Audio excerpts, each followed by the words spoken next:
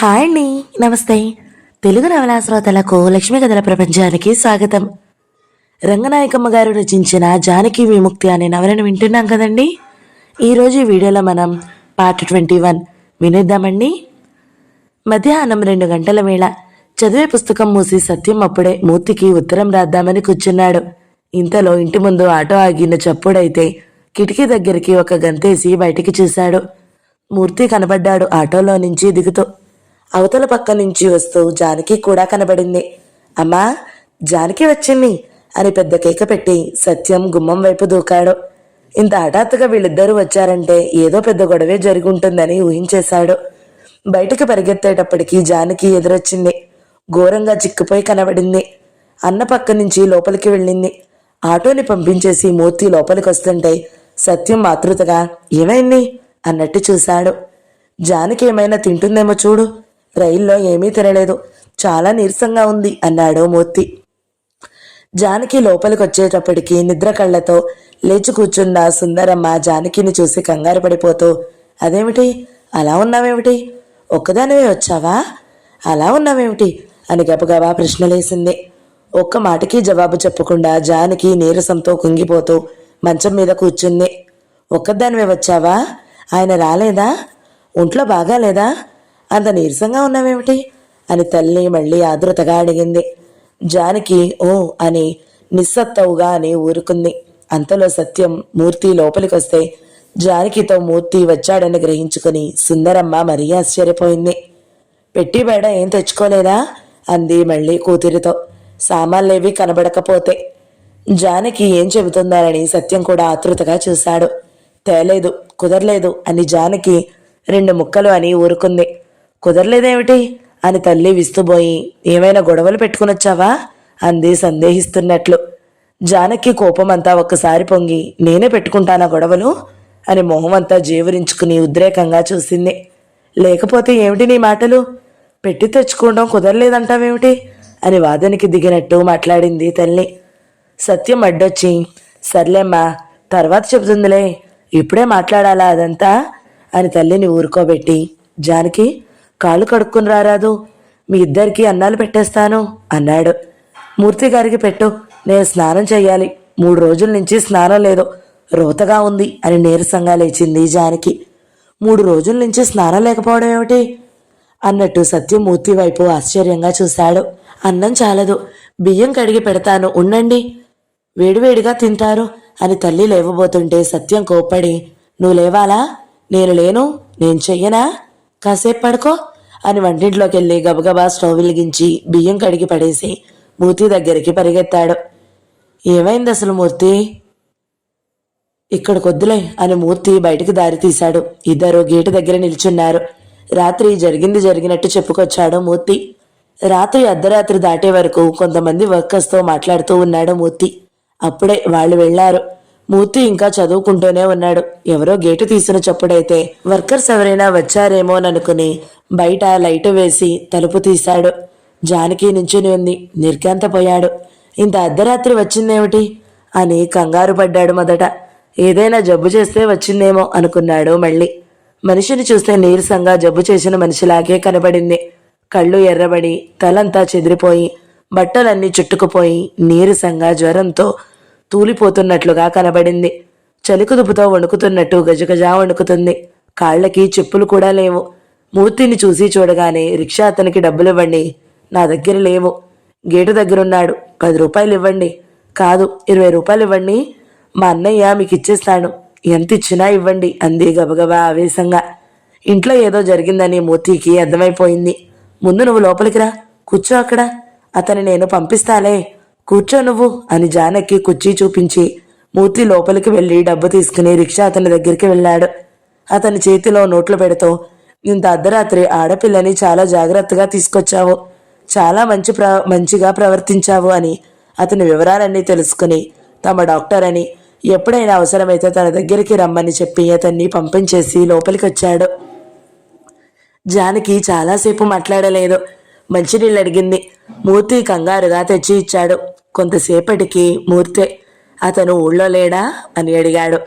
ఆ మాటకి జవాబు చెప్పడం ఇష్టం లేనట్టు, నేను ఇక్కడ ఉండనండి, మా ఊరు వెళ్ళిపోతాను అంది. మూర్తి కొంచెం సేపు ఊరుకుని పూర్తిగా వెళ్ళాలనా అన్నాడు. వెళ్ళిపోతాను అంది.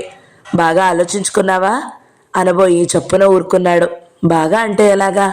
తనకి చేతనైనట్టు ఆలోచించింది, తనకి ఇష్టమైనట్టు ఆలోచించింది. అంతకన్నా బాగా ఏమిటి? ఎవరికి బాగా? అసలేం జరిగింది అని మూర్తి అడగలేదు. పలానా సంగతి జరిగిందని చెబితే మాత్రం అదొక్కటే అసలు కారణం అవుతుందా? అయితే రేపొద్దున్నే వెళ్తావా? నేనొక్కదాన్నేనా? మీరు కూడా రావాలి.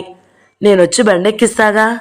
జానకి భయపడిపోతూ, కాదండి అతను కూడా బండెక్కి అని భయంగా చూసింది. సరే నేనొస్తాలే, రేపొద్దున్నే వెళ్దాం. పడుకో కాసేపు, అనవసరంగా భయపడకో, నేను తీసుకెళ్తాగా అని చాలాసార్లు చెప్పి మూర్తి లోపలికి వెళ్ళి తల్లిని లేపి సంగతి చెప్పాడు. కొంచెం అన్నం తినమంటే తనకేమీ అక్కర్లేదంది జానకి. పక్క చూపిస్తే పడుకుంది. చాలా నీరసంగా ఉన్నావు, ఒంట్లో బాగుందా అని మూర్తి మళ్ళీ పలకరిస్తే, నా ఒంట్లో అని ఏదో చెప్పబోయి హఠాత్తుగా ఆగి నీరసంగా ఉందంతే అని మళ్ళీ పడుకుంది. ఇంత రాత్రి రావడం ఏమిటి జానకి? ఎంత ప్రమాదం ఇది అంటే అంతకన్నా ప్రమాదం అక్కడ అంది. పోనీ విశాలాక్షి గారింట్లోకి వెళ్ళకపోయావా? ఏమో మీ దగ్గరికి వచ్చేయాలి అనుకున్నాను. 2 రోజుల కిందటే రావాల్సింది, తెలివి తక్కువగా చేశాను అంది ఆవేశంగా. మూర్తి దగ్గరికి శేషుని పంపడం, తర్వాత హఠాత్తుగా తిరుపతి ప్రయాణం అన్నీ పొడిపొడిగా చెప్పింది. అవును, శేషు 2-3 సార్లు వచ్చాడని మా అమ్మ చెప్పింది. నేను రాగానే, కానీ అప్పటికే రాత్రి 10 దాటింది. అప్పుడు వస్తే బాగుండదని ఊరుకున్నాను. వచ్చినాను వండేదానివి కాదన్నమాట. సరేలే, మంచి పని చేశావు అన్నాడు మూర్తి. తెల్లారి ట్రైన్కి ఇద్దరం బయలుదేరి వచ్చేసాము అన్నాడు మూర్తి రాత్రి జరిగింది చెప్పడం ముగిస్తూ. సత్యం ముఖం సంతోషంతో కలకల్లాడిపోయింది. అయితే పూర్తిగా వచ్చేసిందన్నమాట, అంతేగా అన్నాడు చిరునవ్వుతో. అంతేనేమో, చాలా పట్టుదలగా ఉన్నట్టుంది. కొట్టాడేమో దొంగ రాస్కెల్. అసలు వెళ్ళనందా? సరిగా చెప్పు అని సత్యం మళ్ళీ ఉత్సాహంగా అడిగాడు. మూర్తి మళ్ళీ చెప్పి, అది సరే, జానకి ఇప్పుడు 2వ నెలట. అది పోవడానికి మందులేమన్నా ఉంటాయా అని రైల్లో అడిగింది అన్నాడు. సత్యానికి వెంటనే అర్థం కాక, 2వ నెల మందడిగిందా? ఓహో అదా, మందెందుకు అని కంగారు పడిపోయాడు. అసలు ఎలా అడిగింది? ఏమని అడిగింది? ఎప్పుడు అడిగింది అని ప్రశ్నలు గుప్పించేశాడు. మా ఇంటికి వచ్చినప్పటి నుంచి అడగాలని చూస్తుందనుకుంటాను. ఇందాకే కాసేపటికి రైలు దిగుతామనగా నా ముఖం చూసి 2వ నెల అయితే పోవడానికి మందులుంటాయా అండి అంది. నేను వెంటనే అర్థం చేసుకుని, నీకేనా మందెందుకు అన్నాను. నాకిష్టం లేదు అంది. ఇష్టం లేదా అన్నాడు ఆశ్చర్యంగా. అతనంటే నాకు అసహ్యం అంది ఎంతో కోపంగా. నేనిక మాట్లాడలేదు.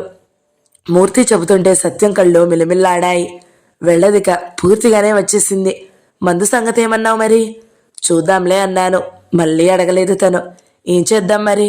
ఆలోచిద్దాంలే, అమ్మకు చెబుతాను అని లోపలికి పరిగెత్తబోయాడు సత్యం. ఈ సంగతి చెప్పకు అప్పుడే. ఏం? జానకితో ఇంకోసారి మాట్లాడదాం, అప్పుడే ఇవన్నీ చెప్తే పెద్దవాళ్ళు కంగారు పడిపోతారు. సరేలే అని సత్యం ఉత్సాహంగా లోపలికి పరిగెత్తాడు.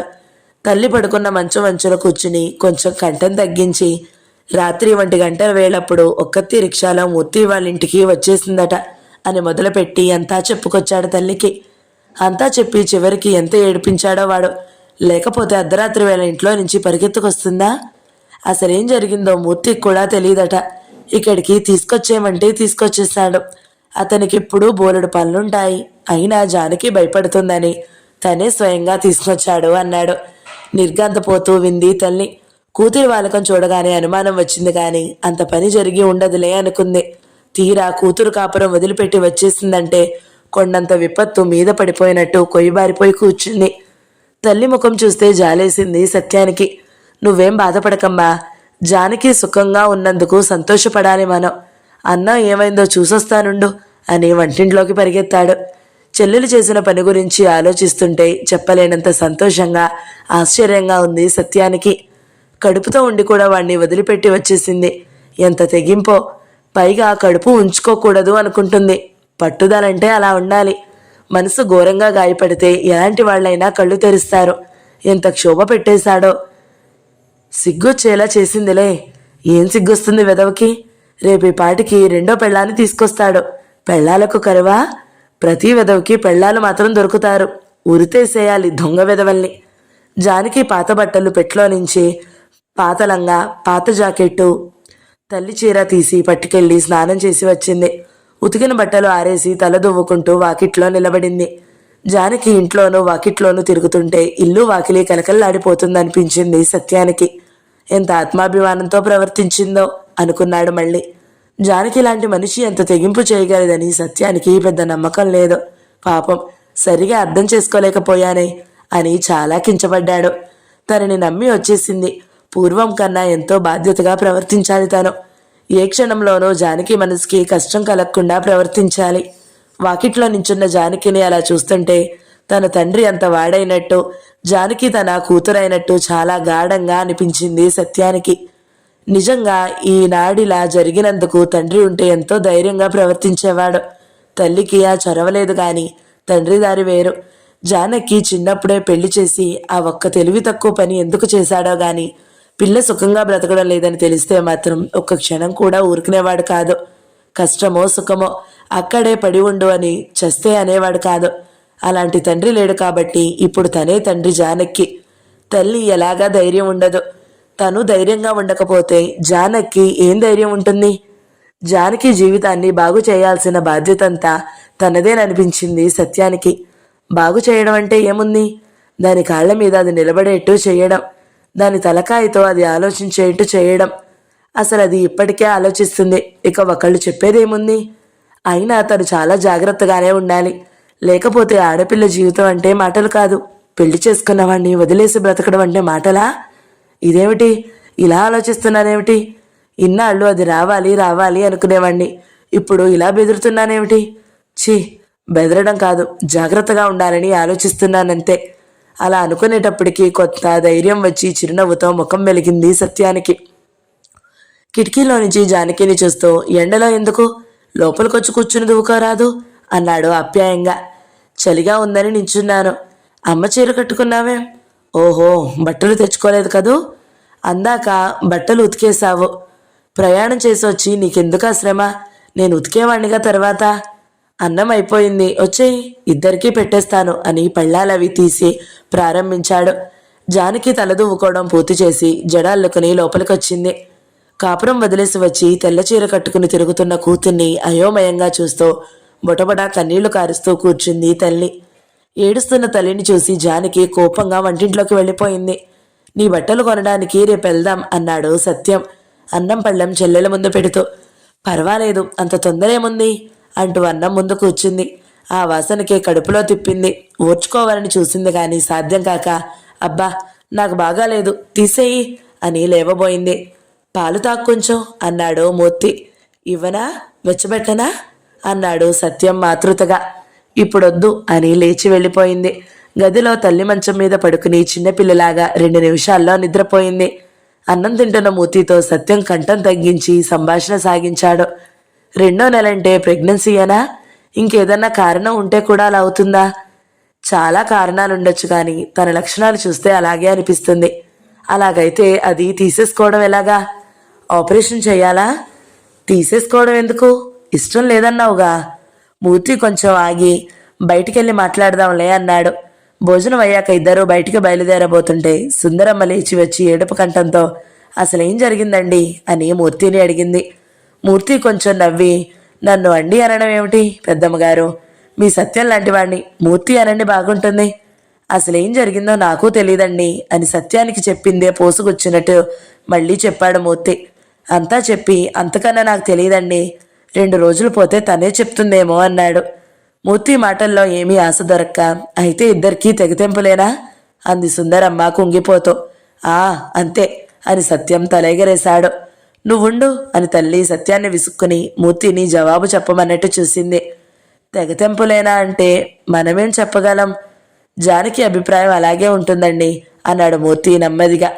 దాని ముఖం దానికేం తెలుసండి, చిన్నపిల్ల, అదేం చేస్తే అంతేనా? దాన్ని తీసుకురావడం మీ తప్పన్నట్టు నిష్ఠూరంగా చూసింది సుందరమ్మ మూర్తిని.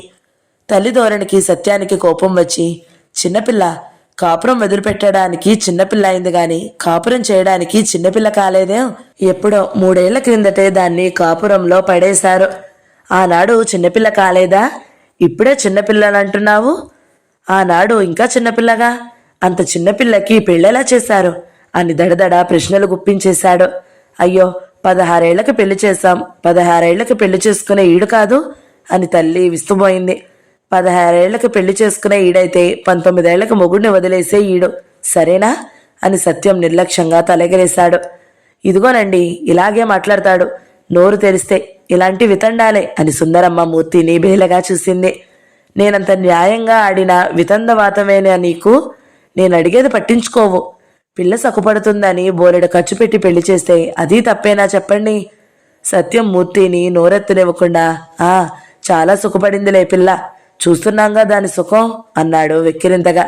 ఎవరికి తెలుసు ఇలా జరుగుతుందని? ఇప్పుడు తెలిసిందిగా, తెలిసిన తర్వాత కూడా దాన్ని ఇంకా అక్కడే పడుండమంటావా? అంత తొందరపాటు పనికిరాదు. సంసారం అన్నాక మంచి ఉంటుంది, చెడ్డ ఉంటుంది, కష్టం ఉంటుంది, సుఖము ఉంటుంది. సుఖం కావాలి కానీ కష్టాలు ఎవడికి కావాలి? నువ్వేం కష్టపడ్డావో చెప్పు నానమూలానా? అయ్యో, అందరి అదృష్టం ఒక్కలాగే ఉంటుందా? మీరు చెప్పండి మూర్తిగారు. మూర్తి కలగజేసుకోవడానికి అవకాశం ఇవ్వకుండా సత్యం ఉత్సాహంతో పొంగిపోతూ, అందరి అదృష్టం ఒక్కలాగా ఉండకపోతే అందరూ ఒక్కలాగే ఎందుకు ప్రవర్తించాలి? కాపురాలు సుఖంగా ఉన్న వాళ్లే కాపురాలు చేస్తారు. లేని వాళ్ళు బాధలు పడలేక బయటికి పరిగెత్తుకొస్తారు. సుఖంగా ఉన్నా కష్టంగా ఉన్నా అందరూ ఒక్కలాగే భరించాలంటే ఇదెక్కడి న్యాయం? చూడుమూర్తి, మా అమ్మ సిద్ధాంతం అందరి పరిస్థితి ఒక్కలాగా ఉండదట గాని అందరూ ఒక్కలాగే ప్రవర్తించాలట. భలే ఉంది అని అప్పటికి మూర్తి వైపు ముఖం తిప్పాడు. మూర్తి ఎర్రగా చూస్తూ, సత్యం, నువ్వు నోరు మూసుకో కాసేపు అని కోపంగా అనేసరికి తెల్లబోయి మళ్ళీ నోరెత్తకుండా ఊరుకున్నాడు సత్యం. మూర్తి సుందరమ్మకి నచ్చజెప్తున్నట్లు మాట్లాడాడు. ఎందుకంత బాధపడతారండి? ఇప్పుడేం ఘోరం జరిగింది? జానకి 10 రోజులు పుట్టింట్లో ఉండడానికి వచ్చిందనుకోండి. తొందరపడి వచ్చిందైతే 4 రోజుల్లో తనే వెళ్తానంటుంది. లేకపోతే అక్కడ కష్టసుఖాలేమిటో తనే చెబుతుంది.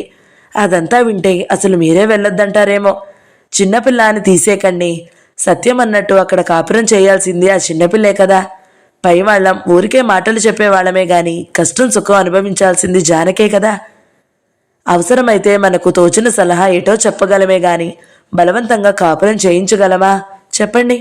2 రోజులు పోనిచ్చి అడిగి చూడండి, తొందరేముంది? మీతో చెప్పుకోకపోతే ఇంకెవరితో చెప్పుకుంటుంది? మూర్తి అంత శాంతంగా మాట్లాడుతుంటే సుందరమ్మకి ఇప్పుడేం ముంచుకుపోలేదు. ధైర్యన్నట్టుగా ధైర్యం వచ్చింది. నేనేం చెప్పినా అది వింటుందండి. నోట్లో లానిక లేని పిల్లాది. దానితో బెంగలేదు నాకు. సత్యంతోటే వచ్చింది గొడవంతా. నేనొకటి చెప్పితే తానొకటి చెప్తాడు దానికి. అసలు సత్యమే దానికి నూరు పోసి ఉత్తరాలు రాసి ఇంత దాకా తెచ్చాడండి అని కొడుకు మీద ఫిర్యాదు చేస్తున్నట్టు మాట్లాడింది. సత్యం కొంచెం నవ్వాడు. ఈ పని నా మూలాన్నే జరిగిందంటే నాకెంత గర్వంగా ఉందో.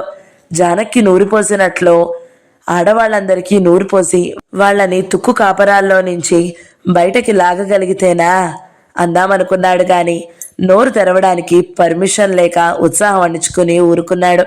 మూర్తి సుందరమ్మని కొంచెం మందలిస్తున్నట్టు, సత్యం తెలివి తక్కువ వాడనుకుంటున్నారా? జానకి జీవితం పాడు చేయాలని చూస్తున్నాడంటారా అన్నాడు.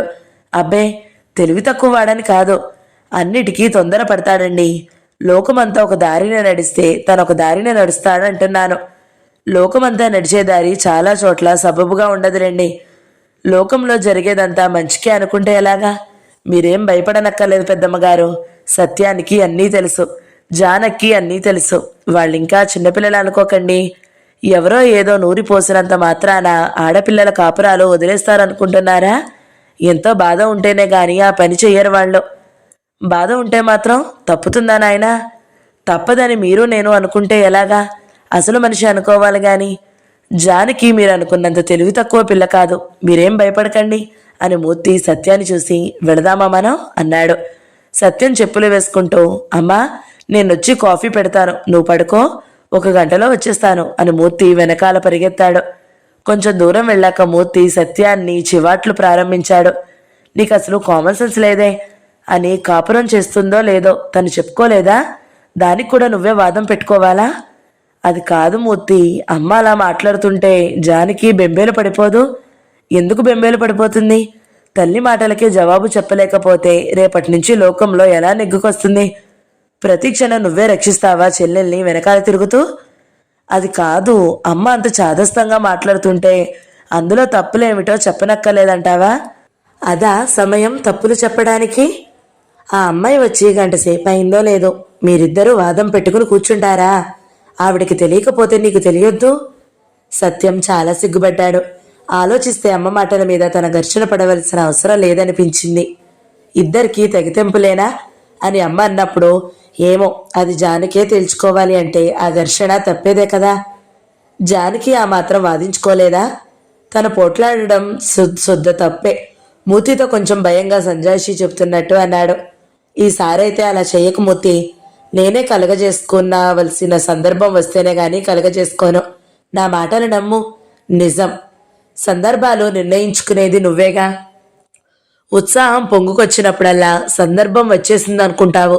సందర్భాలకేం లోటు? నిజంగా అలా చెయ్యను మూర్తి. నువ్వే చూస్తావుగా. ఏమన్నా జరిగినప్పుడల్లా నీకు రాసేస్తూ ఉంటాగా ప్రతిసారి. అంటే వాదన కార్యక్రమాలు ఇంకా ఉన్నాయా? లేకపోతే అమ్మ అంత తేలిగ్గా ఒప్పేసుకుంటుందనుకుంటున్నావా? 1,00,000 వాదనలు చేయి బాబు. కాస్త సమయం సందర్భం చూసుకో. అది నేననేది. లేకపోతే అస్తమాను అనవసరపు గొడవలు కాదు ఇంట్లో. సరే, అసలు సంగతి మాట్లాడు. జానకి కడుపు ఉంచుకోకూడదు అనుకుంటున్నావా నువ్వు కూడా? అదేమిటి? నేననడమేమిటి? తనే అందన్నావుగా. అందనుకో, అలాగే చెయ్యమని సలహా ఇస్తావా మనం? తనకిష్టం లేదు కదా అని అన్నాను గాని నేనేం ఆలోచించలేదు అసలు. జానకి ఎందుకు ఇష్టం లేదంటావు? అతని మీద అసహ్యం అయితే అతన్ని వదిలించేసిందిగా. తన కడుపులో బిడ్డని చంపుకోవడం ఎందుకు? ఆ బిడ్డ అతనిదే. ముఖం చిట్లించాడు సత్యం. అతనిదేనా? జానకిది కాదా? అతనిది కూడా కదా. ఆ పిల్లని ఉంచుకుంటే ఆ వెధవని మర్చిపోవడానికి వీల్లేకుండా అవదు. అయితే పుట్టి పెరుగుతున్న పిల్లలున్న తల్లి భర్తని వదిలేస్తే అతన్ని మర్చిపోవడానికి ఆ పిల్లల్ని చంపేయాలా? జానకి ఇంకా 2వ నెలే కాబట్టి ఉంచుకోకూడదు అనుకుంటున్నావు. ఆ పిల్ల ఈ పాటికే పుట్టుంటే? తన మాటల్లో తప్పేమిటో అర్థమై సత్యం ఆశ్చర్యంగా ఆలోచనలలో పడ్డాడు. మూర్తి ఇంకా చెప్పుకొచ్చాడు. అసలు గతాన్ని మర్చిపోవాలనుకోవడంలోనే తప్పుంది సత్యం. పిల్లలు పుట్టకుండా చేసుకుంటే జ్ఞాపకాలన్నీ పోతాయనుకుంటావా? బ్రెయిన్కి ఏదో పెద్ద షాక్ వస్తేనే గాని అందులో రికార్డైన జ్ఞాపకాలేవీ పోవు. 80-90 ఏళ్ల వాళ్ళకు కూడా చిన్నప్పటి సంగతులు ఎన్నో గుర్తుంటాయి తెలుసా? మామూలు సంగతులైతే మర్చిపోతారు గాని జీవితాన్ని చిన్నాభిన్నం చేసేసిన సంగతులు ఎలా మర్చిపోతారు ఎవరైనా? అసలు ఎందుకు మర్చిపోవాలి? గతాన్ని గుర్తుపెట్టుకుంటేనే కదా భవిష్యత్తులో జాగ్రత్తగా ఉండేది. ఇద్దరు ఉస్మానియా యూనివర్సిటీ వైపు నడుస్తూ రోడ్డు దిగువన దూరంగా పెద్ద నేరేడు చెట్టు కనబడితే అటు నడిచి దాని కింద రాళ్ల మీద కూర్చున్నారు. సత్యం వాళ్ళ ఇల్లు ఆ ప్రాంతంలోనే అవడం చేత ఖాళీగా ఉన్నప్పుడల్లా సాయంత్రాల వేళలో అతను అటువైపు వచ్చి రాళ్ల మీదో చెట్ల కిందో పుస్తకాలు చదువుకుంటూనో ఉత్తరాలు రాసుకుంటూనో కూర్చుంటూ ఉంటాడు. సత్యం రెండో మనిషి మీద ఆసక్తి ఎంత తగ్గిపోతే అంత తొందరగా జ్ఞాపకాలు పోతాయి. నిజంగా ఒక మనిషి మీద ఏమీ ఇంట్రెస్ట్ లేకపోతే అతన్ని మర్చిపోవడం ఎంతసేపు? అవునన్నట్టు సత్యం తల ఊపాడు. నువ్వన్నదంతా కరెక్టే, కానీ అందుకు కాదు. జానకి ఇంకా చదువుకోవాలి, ఉద్యోగం చూసుకోవాలి. ఇప్పుడు పిల్లని పెంచే పని పెట్టుకుంటే ఎలాగా? చాలా ఇబ్బంది కదా. ఇబ్బంది అనుకుంటే ఇబ్బందే, కానీ ఇంకో విషయం ఆలోచించాలి. జానకి చదువు అది 4-5 ఏళ్లలో అయిపోతుందనుకో, ఏదన్నా పనిలో చేరుతుందనుకో, తర్వాత సంగతి ఏమిటి? తర్వాత సంగతి ఏముంది? మళ్ళీ పెళ్లి చేసుకుంటుంది. పిల్లలు అప్పుడుంటారు కదా. అలా జరుగుతుందని గ్యారంటీ ఉందా? అంటే మళ్ళీ పెళ్ళవదనుకో, ఒంటరిగా ఉండవలసి వస్తుందనుకో, బిడ్డని లేకుండా చేసుకున్నారే అని అప్పుడు బాధపడుతుందేమో. మళ్ళీ పెళ్ళి ఎందుకు అవదంటావు? జానకి ఒప్పుకోదనా? ఏమో, మళ్ళీ సంసారం అంటే ఇష్టపడుతుందో లేదో. అది ఆలోచించాలి గాని నేనన్నది అందుకు కాదు. జానకి మళ్ళీ పెళ్ళవ్వాలంటే మంచివాడు తటస్థపడాలి. అంత మాత్రాన చాలదు. ఇద్దరికీ ఇష్టం కలగాలి. అప్పుడు కదా పెళ్ళి. అదంతా తప్పకుండా జరుగుతుందంటావా? ఇప్పుడున్న పరిస్థితులను బట్టి చూస్తే అలా జరుగుతుందనుకోవడం కన్నా జరగదనుకోవడం మంచిది సత్యం. వెంకట్రావుని ఎందుకు అసహించుకుంది? మళ్ళీ ఇంకో వెంకట్రావుతో రాజీ పడ్డానికా? మళ్ళీ అలాంటి వాడిని చేసుకోవడానికా? మనం చెప్పే విషయాలు తను నేర్చుకుంటుందా లేదా అన్నది వేరే విషయం. మనం చెప్పవలసింది చెప్పక మానం కదా. మనం చెప్పేది ఆ అమ్మాయికి సరిగ్గా ఉపయోగపడేలాగా ఉండాలి గాని ఏదో కాస్త బతుకు తెరువు చూసుకుని ఒక మగదిక్కుని వెతుక్కుని అతనికంటే ఇతను పర్వాలేదులే అని రాజీ పడేలాగా నేర్పితే ఏమిటి మన అమ్మాయికి చేసే మేలు? జానకి మళ్ళీ పెళ్లి చేసుకోవాలంటే ఎలాంటి వాడిని ఎంచుకోవాలి? ఏదో విధవ వివాహం చేసుకున్నట్టు దయతలిచి చేసుకునేవాడిని ఎంచుకుంటుందా? అలాంటి వాడు దాదాపు పాత రకం భర్తలాగానే ప్రవర్తిస్తాడు. ఇలాంటి రాజీలు వెనకటి కాలంలో జరిగితే అది వేరు, అప్పటికీ అదే గొప్ప సంగతి. కానీ ఈనాడు కూడా ఆడపిల్లలు నేర్చుకోవాల్సింది అదేనా? ఈ బుర్జువా సంస్కరణ వాదాలు చేసేదంతా అదే. స్త్రీల సమానత్వం అనే మాట వాళ్ళకి నవ్వులాటలాగానే ఉంటుంది. అయితే ప్యూడల్ వెంకట్రావుల కన్నా కాస్త మెరుగే అనుకోవాళ్ళు. ప్యూడల్ భర్తల కన్నా వాళ్ళు భార్యలకు కాస్త దయగా కొంత స్వేచ్ఛని అనుమతిస్తారు. ఆ కాస్త మెరుగుదలతోటి సంతృప్తి పడే స్థితిలో ఉంటుందా జానకి అప్పటికి కూడా? పోనీ మాట వరుసకు ఆలోచిద్దాం. ఆ మాత్రం సంస్కరణ స్థాయి గల వాళ్ళు మాత్రం ఎందరుంటారంటావో? ఇవాళ దేశంలో ఎన్ని వేల మంది ఆడపిల్లలు పెళ్లిళ్ళు లేకుండా ఉన్నారో ఊహించు. నాకు తెలిసిన కుటుంబాల్లో లెక్చరర్లుగా, డాక్టర్లుగా, లాయర్లుగా ఎంతో పెద్ద పెద్ద ఉద్యోగాలు చేసే ఆడపిల్లలు కూడా పెళ్లిళ్ళు లేకుండా ఉన్నారు. ఆదర్శ భావాలు గల వాళ్లనే పెళ్లి చేసుకోవాలని వాళ్ళకేం పట్టుదల లేవు. వెంకట్రావులు దొరికినా, సుబ్బారావులు దొరికినా పెళ్లిళ్ళు చేసుకోవడానికి సిద్ధంగా ఉన్నారు వాళ్ళు. అయినా వాళ్ళకి పెళ్లిళ్ళు అవడం లేదంటే వాళ్ళ సమస్య ఉత్త డబ్బు సమస్యే. కట్నాలిచ్చే డబ్బు లేదు వాళ్ళ దగ్గర. ఇవాళ మనం 1,00,00,000 రూపాయలు పట్టుకుని ఏ పెళ్లి కొడుకు ఎంత రేటు పలుకుతాడో ఆ రేటు ప్రకారం కట్నాలించుకుంటూ పోతే ఆ డబ్బుతో 400-500 మంది ఆడపిల్లలకు పెళ్లిళ్లు చేయగలం. ఇంకా కొన్ని కోట్లు పట్టుకుంటే ఇంకా కొన్ని వందల మందికి. డబ్బు సమస్య మీద ఇన్ని పెళ్లిళ్లు ఆగిపోయి ఉన్నాయంటే బూర్జువా సంస్కరణ భావాలు గల వాళ్ళు మాత్రం ఎక్కడున్నట్టు? ధర్మపత్నుల్లా కాపురాలు చేయడానికి సిద్ధంగా ఉన్న వాళ్ళకే మొదటి పెళ్లిళ్ళు అవడమే ఇంత గగనంగా ఉంటే ఏవేవో ఆదర్శాలు పెట్టుకుని అభ్యుదయ భావాలు కలవాడే కావాలనుకునే వాళ్ళకి అలాంటి వ్యక్తులు తేలిగ్గా దొరుకుతారా? దొరుకుతారని చెప్పగలమా? రాజకీయ విషయాల్లో కొంత విప్లవంగా ఉండే వాళ్లల్లో కూడా సాంఘిక విషయాలకు వచ్చేసరికి, అందులోనూ ఆడవాళ్ల విషయాలకు వచ్చేసరికి ఏ విప్లవాలు ఉండవు. అంటే అలాంటి వాళ్ళు అసలు లేనే లేరని కాదు నా ఉద్దేశం. వాళ్ళు కుప్ప తెప్పలుగా లేరు. నూటికొకడు కోటికొకనో ఉంటే అలాంటి వాళ్లలో ఒక వ్యక్తి జానకి తప్పకుండా తారసపడతాడని, వాళ్ళిద్దరికీ తప్పకుండా ప్రేమ కలుగుతుందని అనుకోగలమా? ఒకవేళ అదంతా చాలా తేలిగ్గానే జరుగుతుందేమో కూడా. జరిగితే మంచిదే, జరగకపోతే అది నేననేది. జానకి ఒక పిల్లాడో పుట్టే పరిస్థితే లేకపోతే ఆ సమస్య లేదు. అలా జరిగింది కాబట్టే దాన్ని పాడు చేసుకునే ముందు ఇదంతా కొంచెం ఆలోచించాలి. మూర్తి మాట్లాడిందంట సత్యం శ్రద్ధగా విన్నాడు. మూర్తి అభిప్రాయాల్లో నిస్సంకోచంగా ఏకీభవించాడు. ఇదంతా నేను ఆలోచించలేదు మూర్తి. అవును, జానకితో మాట్లాడి చూస్తాను అన్నాడు. జానకి నిజంగా మేలు చేయాలంటే మళ్ళీ పెళ్లి సంగతి ఆలోచించడం మానే సత్యం. ఎంతమంది ఆడవాళ్లు బతుకులు చూడడం లేదు మనం. కాస్త మంచి బతుకు లోబడి బ్రతకడమేనా జీవితానికి పరమావధి? ఆ పని ఆడవాళ్ల 100,000 సంవత్సరాల నుంచి చూస్తూనే ఉన్నారు, చేస్తూనే ఉన్నారు. భర్త సేవ, వంటింటి సేవ, పిల్లల సేవ, ఎన్నాళ్ళు చేస్తారు ఈ సేవలు? అదే ఆడవాళ్ళ జీవితానికి లక్ష్యమైతే ఆ లక్ష్యానికి వాళ్ళు ఎన్నో వేల ఏళ్ల కిందటే చేసుకున్నారు. ఇక వాళ్ళ జీవితాల్లో మార్పులేమీ లేనట్టేనా? సమాజంలో జరిగే మార్పులు, అభివృద్ధులు, విప్లవాలు అన్నీ మగవాళ్ళ జీవితాలకేనా? ఈ విషయాన్ని నువ్వు నేను మాట్లాడుకోనక్కర్లేదనుకో. నువ్వు కాదంటావని కాదు. జానకి గాని ఇంకో స్త్రీ గాని నిజంగా నేర్చుకోవాల్సింది ఏమిటంటే కాస్త మంచి భర్తతో సంతృప్తి పడి బతకడం కాదు. ఇతర హక్కుల ప్రసక్తి లేకుండా బ్రతికే ఆడవాళ్ళు మంచి యజమానితో సంతృప్తి పడే బతికే బానిసల్లాంటి వాళ్లేనని ఆ ఆడవాళ్ళకి అర్థమవ్వాలి. రెండో మనిషి దయ మీద, మంచితనం మీద ఆధారపడి బతకడం అంటే అది స్వతంత్ర జీవితం కాదని ఆడవాళ్ళకి నిజంగా అర్థమయ్యేటట్లు చెప్పాలి. ఈ సిగ్గుమాలిన సంసారాలతో పౌలికే లేనంత ఉన్నతంగా, విశాలంగా, స్వతంత్ర వ్యక్తిత్వాలనిచ్చే జీవితం వైపు ఆడవాళ్లు దృష్టి తిరగాలి. మనుషుల మధ్య సమానత్వం అనేది ఒకటి సాధ్యమని ఒకప్పుడు ఎవరూ ఎరుగారు. మానవ ప్రపంచానికి కమ్యూనిస్టు సిద్ధాంతం తెలియకముందో స్త్రీలకి కూడా స్వతంత్ర జీవితం ఉందని ప్రపంచం ఎరగదు. ఇప్పుడు ఆ జ్ఞానం సిద్ధంగా ఉంది. దాన్ని తెలుసుకోకపోతే ఆడవాళ్ళు ఎప్పటికీ విముక్తి ఉండదు. ఆడవాళ్లకే కాదు, కార్మికులకేమిటి, రైతులకేమిటి, సమస్యలతో సతమతమయ్యే మరెవరికైనా కూడా అంతే. వాళ్ళ సమస్యల కారణాలే వాళ్ళు అర్థం చేసుకోకపోతే వాళ్ళని వాళ్ళెలా విముక్తి చేసుకుంటారు? వ్యక్తులు గాని, వర్గాలు గాని వాళ్ళ విముక్తికి మార్గం ఏమిటో గ్రహించుకున్నారంటే ఆ గ్రహింపుతో సగం విముక్తులయ్యారన్నమాటే. తల ఎత్తిన బానిస అప్పుడే సగం బానిస కాదు అంటాడు లెనిన్. విముక్తి మార్గం ఏమిటో గ్రహించుకున్న వాళ్ళకి విముక్తి తప్పనిసరి. ఎలాగంటే వాళ్ళు ఇతర మార్గాలన్నీ వదిలేసి ఆ కొత్త మార్గానే ప్రయాణం చేస్తారు. ఆ ప్రయాణం 1,00,000 ఒడిదుడుకులతో సాగొచ్చుగాక. ఆ మార్గంలో సాగేవాళ్ళు ఎప్పటికైనా గమ్యం చేరుతారు. సత్యం, మనం నేర్చుకోవాల్సింది కానీ ఇతరులకి నేర్పవలసింది కానీ మన జీవితాన్ని నిజంగా మార్చే జ్ఞానాన్నే కానీ ఎక్కడేసిన గొంగళి అక్కడే అన్నట్టు జీవితాన్ని విషమెత్తైనా మార్పులేని దాన్ని కాదు. ఎంతకాలం నేర్చుకున్నా ఎంతకాలం నేర్పినా ఏం లాభం దానివల్ల? దాన్ని కొత్తగా నేర్చుకునేదేముంది? మూర్తి అలా చెప్పుకుపోతూ ఉంటే సత్యం ముఖమంతా సంతోషంతో వెలిగిపోతూ అవును అవును అంటూ మూర్తి చెప్పిందంతా విన్నాడు.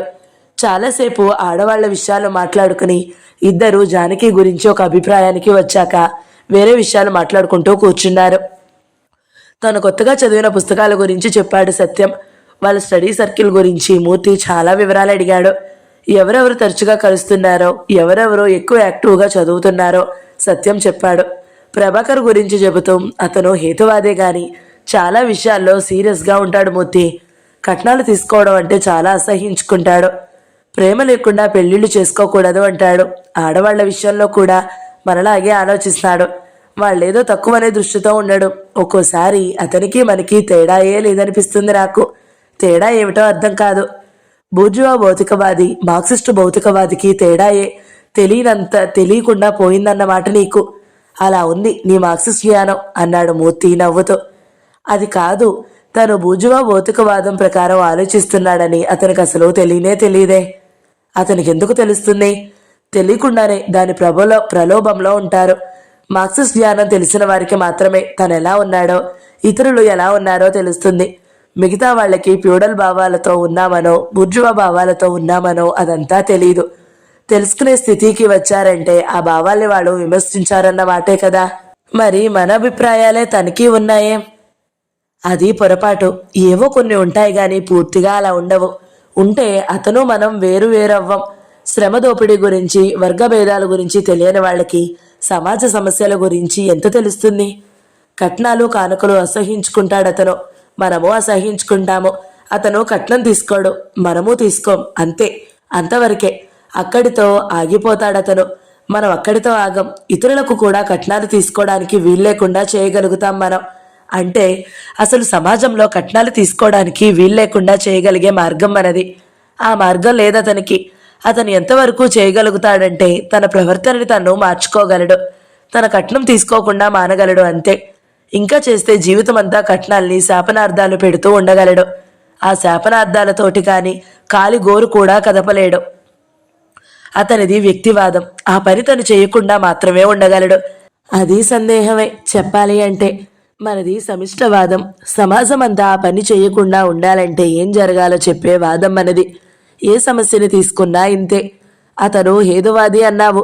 తను హేతువాదిగా ఉండగలడు గాని మొత్తం సమాజాన్నంతా హేతువాదం మీదే సాగే సమాజంగా చేసే కార్యక్రమం ఉండదు అతనికి.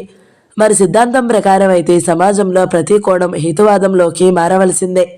ఒక సమస్యని సమూలంగా పరిష్కరించే వాళ్ళ భావాలు, ఆ దృష్టి లేని భావాలు ఒక్కలా ఎలా ఉంటాయి? అవి కొంతవరకే కలుస్తాయి, చాలా తక్కువ దూరం వరకే.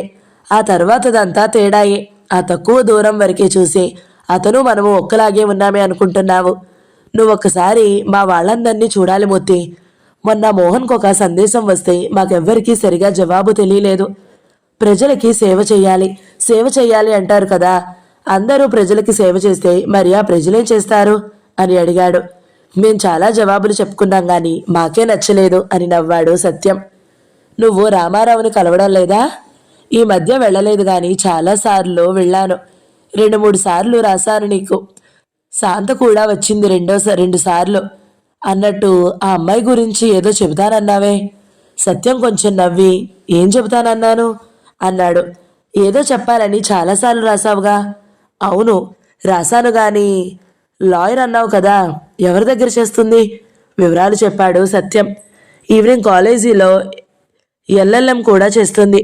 ఎన్నాళ్ళ నుంచి పరిచయం నీకు? 2 ఏళ్ళు దాటిందే. నీ వయసు 24 అనుకుంటానే. మరి తను 26. మూర్తి నవ్వాడు. సరే పెళ్ళెప్పుడో చెప్పు. పెళ్ళి ప్రత్యేకంగా ఒక రోజున జరగాలా అని నువ్వే అన్నావుగా ఒకసారి. అదే పట్టుకున్నావా?